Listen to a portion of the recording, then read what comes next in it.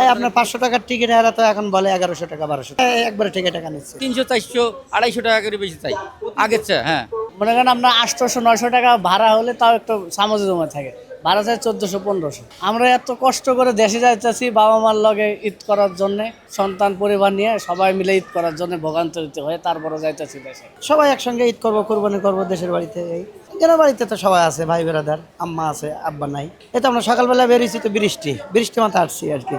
এখন দেখি কখন গাড়ি হয়। এখন ওনারা বলতেছে যে 9টায় গাড়ি আছে। না না না না, এখানে এখানে উনি যেটা বলছে এটা একদম মিথ্যে কথা বলছে। এই আপনার 500 টাকার টিকিট এরা তো এখন বলে 1100 টাকা 1200 টাকা। অন্য সময় 550 টাকা নেয়, এখন আপনারা 1150 টাকা 1200 টাকা প্রতিটা গাড়িতে। এখানে আমাদের পাইকগাছা যতগুলো গাড়ি আছে, আমি সকাল থেকে সবগুলো কাউন্টারে গেছি। সব আপনারা রাত্রির যে গাড়িগুলো আছে এনারা সব আপনার 1100 টাকা, 1050 টাকা আর 1200 টাকা, এর কমে কোনো টিকিট হবে না। একবারে টিকিট টাকা নিচ্ছে। এরা তো বলতেছে সব, এই যে আপনি দেখেন পুলিশ ভাইরা আছে, মানে ওনাদের কোনো এটা নিয়ে কোনো নেই।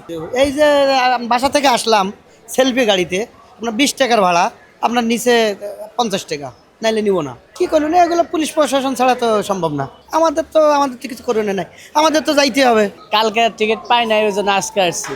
তো কাউন্টারে মনে করেন আপনার যে জায়গায় যাইতেছি ভাড়া বেশি। মনে করেন আপনার 800-900 টাকা ভাড়া হলে তাও একটু সামঞ্জস্য থাকে, ভাড়া চাই 1400-1500। মূলত আমাদের দেশে ভাড়া মানে মানে ঈদ ছাড়া আপনার 400-500 টাকা হলে যাওয়া যায়। এখন 900, আবার কেউ চাইতেছে 1300। এটা তো আমার জন্য দুঃখজনক। আমরা তো আর সে গার্মেন্টসে চাকরি করে কয় টাকা বেতন পাই, এটা দিয়ে পরিবার চালাই, আবার দেশের ঈদের জন্য দেশে যাবো আর কি, পরিবারের সাথে ঈদ করার জন্য। এটা দুঃখজনক। একটু যদি ভাড়া কমা হইতো তাহলে মানুষ সবাই শান্তিতে যাইতে পারতো। এরা তো মানে চেয়ারে বৈশা বলতেছে তো ভাড়া তো ঠিক আছে, এরা তো আর কাউন্টারে আইসা তো আর খোঁজ খবর নিতেছে না।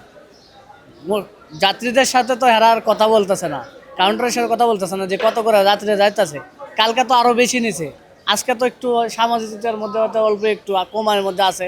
কালকে কোনো কাউন্টারে তো বলাই যাইতেছে, আবার কোনো কাউন্টারে টিকিট নাই। এই শাস্তি দেওয়া উচিত। এইরকম করে আমরা যাত্রী ভোগান্তিত। মনে করেন আমরা যে জায়গায় 600 টাকার ভাড়া, সে জায়গায় না আরো 200 টাকা বেশি, না 800 টাকা নিতে পারে, কিন্তু 1500, 1200, 1300 এরকম ভাড়া, এরকম সিঙ্গেল টিকিট তো করা উচিত না আমাদের সাথে। ওরা তো মিথ্যা কথা। আমরা তো টিকিট মানে কাটতে যাওয়া তো আমরা তো বুঝতেছি। আমরা এত কষ্ট করে দেশে যাইতেছি বাবা মার লগে ঈদ করার জন্য, সন্তান পরিবার নিয়ে সবাই মিলে ঈদ করার জন্য ভোগান্তিতে হয়ে তারপরে যাইতেছি দেশে। ঝড় বাদল বৃষ্টি হলেও কিছু করার নেই, কারণ বাড়ির টানে, নারীর টান, ওখানে সবাই আছে, আত্মীয় স্বজন, মা বাবা, শ্বশুর শাশুড়ি আছে, তারপরে ভাই ব্রাদার আছে, ওদের সাথে ঈদ করবো। কষ্ট হলেও বাড়ি যায় মজা হবে, সবার সাথে একসাথে খাওয়া দাওয়া করবো, ঈদের নামাজ পড়বো, বাবা মার কবর জিয়ারত করে আসতে হবে। কিছু না, এখনো পাইনি, তো চেষ্টা করতেছি। এটা পাইছি, দাম বেশি চাই, জন্য কাটিনি। সময় জায়গায় যখন যাই নর্মাল টাইমে 500 টাকা কেটে নেয়, এখন কয় 750, 100 বেশি নিতে পারতো, কিন্তু কয় আরো 250 টাকা বেশি চাই, এই জন্য কাটিনি। এটা মিথ্যা স্যার, এটা না, এটা দাম ভাড়া বেশি চাই, বেশি চাইতে তো প্রত্যেক 300, 400, 250 টাকা করে বেশি চাই আগের চেয়ে। হ্যাঁ।